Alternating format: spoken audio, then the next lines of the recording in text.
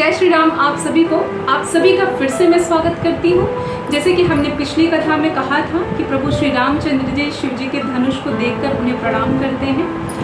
अब वो जब सीता माता को देखते हैं तब सीता माता मन ही मन ये बोलती हैं, मन ही मन मनाव अकुलानी हो प्रसन्न महेश भवानी, करहु सफल आपन सेवकाई कर हितु हरहु चाप गरुआई। कि हे महेश भवानी, आप मुझ पर प्रसन्न होंगे अगर मैंने आपकी पूजा सच्चे हृदय से किया है, तन मन धन से किया है, तो आप कृपया करके मेरी मनोकामना पूरा करिए और अपने धनुष का भार कम कर दीजिए। गणनायक बलदायक देवा, आज लगे किन्हऊ तो सेवा, बार बार बिनती सुनि मोरी, करहु चाप गुरता अति थोरी। माता सीता गणेश जी का भी ध्यान करके बोलती है कि हे गणनायक, हे वर देने वाले स्वामी, मैंने आज के लिए ही आपकी सेवा किया था।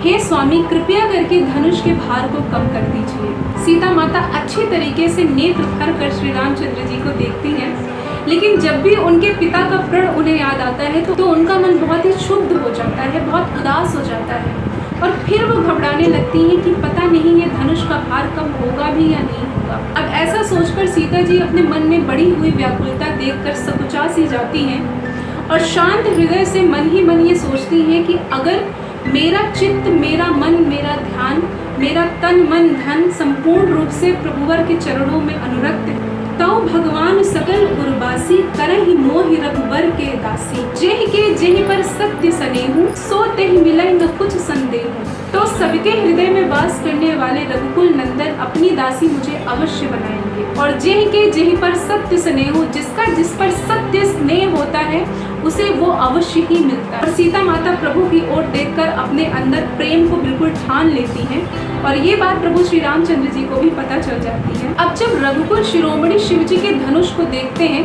तब लक्ष्मण जी समझ जाते हैं कि अब धनुष टूटने वाला है। तब वो बड़े ही पुलकित होकर अपने एक पैर से ब्रह्मांड को दबाते हैं और बोलते हैं, दिस कुंजरम कमट अहि कोला, धरम धरन धरि धीर न डोला, राम चाहहि शंकर धनु तोरा, हो सजग सुनि आय सुमोरा।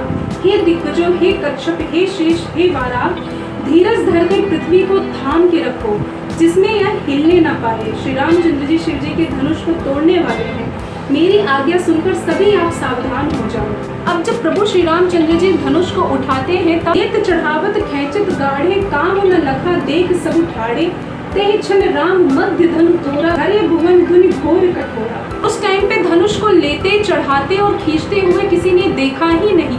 जब प्रभु श्री रामचंद्र जी ने धनुष की प्रत्यंचा खींच दी और धनुष को तोड़ दिया और जब उन्होंने पृथ्वी पर गिरा दिया तब लोगों ने देखा कि अरे धनुष टूट चुका है। धनुष के टूटते ही मेघ की अत्यंत गर्जना होने लगती है, यहाँ तक कि सूर्य जी के घोड़े भी अपना मार्ग छोड़ छोड़ कर जाने लगते हैं। धरती डगमगाने लगती है, शेष वराह कच्छप भी कलमलाने लगते हैं। देवता, राक्षस, मुनि सभी अपने कानों पर हाथ रखकर इधर उधर व्याकुल होकर विचरने लगते हैं और सभी प्रभु श्री रामचंद्र जी की जय बोलने लगते हैं। फूलों की वर्षा होने लगती है, मंगल गीत गाने शुरू हो जाते हैं और जब प्रभु श्री रामचंद्र जी धनुष तोड़ देते हैं तब जनक जी के अंदर जो कष्ट होता है, जो व्याकुलता होती है, जो पीड़ा होती है, वो तुरंत समाप्त हो जाती है। सीता माता इतनी हर्षित होती हैं, इतनी हर्षित होती हैं जिसका वर्णन ही हम नहीं कर सकते हैं।